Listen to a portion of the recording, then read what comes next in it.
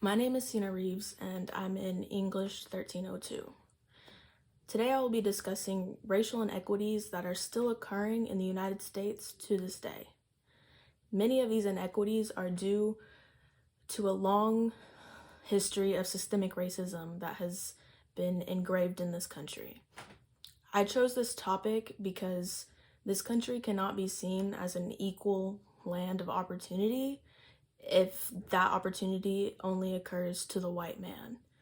Black and brown people have solely built this country into what it is today, and it's not fair that they're treated unfairly in this country.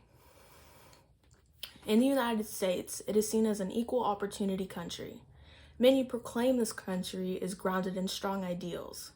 The Declaration of Independence even eloquently states life, liberty, and the pursuit of happiness as its aspirations that this very country was built around. On the outside, this country presents itself as the land of endless opportunities, but on the inside, it reveals that it is engineered to give said opportunities to white men, and white men only. The United States of America is the land of the free and home of the racist. In the United States, minority communities experience racial inequities at alarming rates, and it shows through the healthcare system, law enforcement, and our education system. While this country has progressed in many ways, racial injustices still occur every single day. Many injustices take place in American healthcare system, a system meant to enhance the quality of life. Racism is a fundamental cause on healthcare inequities. Healthcare providers are more likely to make inaccurate assumptions on patients who are people of color, predominantly African American women.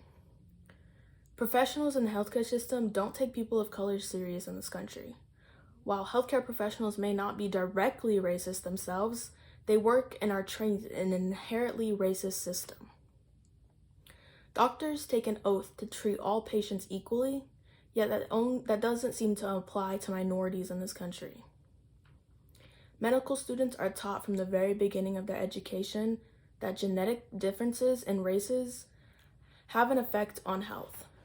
In recent light, studies have found that race is not a biological difference, but instead a social construct. Because doctors are taught to treat each race differently, though there isn't much science to back this up, this leads to higher mortality rates in people of color. The law enforcement's sole job is to serve and protect citizens of this country. Yet, there's a clear pattern that shows only Caucasian men and women are protected under this. There's a long history of over-policing in minority communities. Police officers, when patrolling these neighborhoods, are not there to ensure the safety of those who are residents of these communities. They are there to obtain their arrest quota. There are many threats that officers in these communities pose, one of them being the health of the residents in said communities. In recent studies, so many in minority communities deal with underlying conditions due to the trickling effect of systemic racism. Those neighborhoods that are over-policed induce so much stress to those occupying the neighborhood. When an officer murders an innocent black man, one of the first things they look for is underlying conditions, as if the underlying condition would have killed them in that exact time. There is obvious discrimination against people of color from law enforcement. Cops are said to not be above the law, but it seems they are. It has been proven that being a person of color in this country can be deadly. Racial discrimination has always been present in the United States. It is just now coming to light. We have so many issues in this country, and we still have many to face when it comes to systemic racism. The inequities are starting at the very bottom, our children. At such a young age, children are being taught the acceptance of segregation. American children from a young age learn about racial curriculum and are taught a glorified version of racism. The Gifted and Talented program in school perpetrates racial inequities. This taught logic is the framework for current-day segregation in our schools. This conceptual frame interrogates the ways in which whiteness and giftedness are intertwined within school spaces. Teaching the acceptance of this country's long history with racism to children really allows children to normalize it.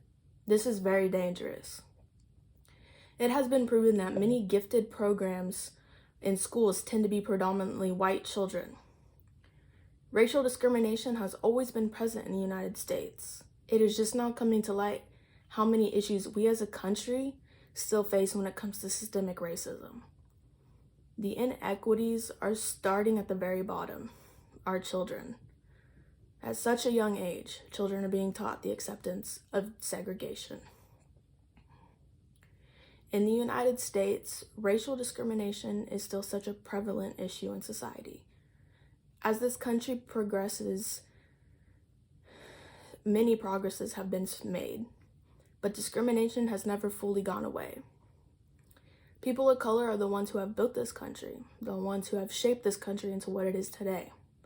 Yet, people of color have the most difficult time in the United States. Being born a person of color automatically puts a target on your back, whether that be from the healthcare system, law enforcement, or even the education system. Racism is still very alive in this country. America, land of the free, home of the racist. Thank you for listening.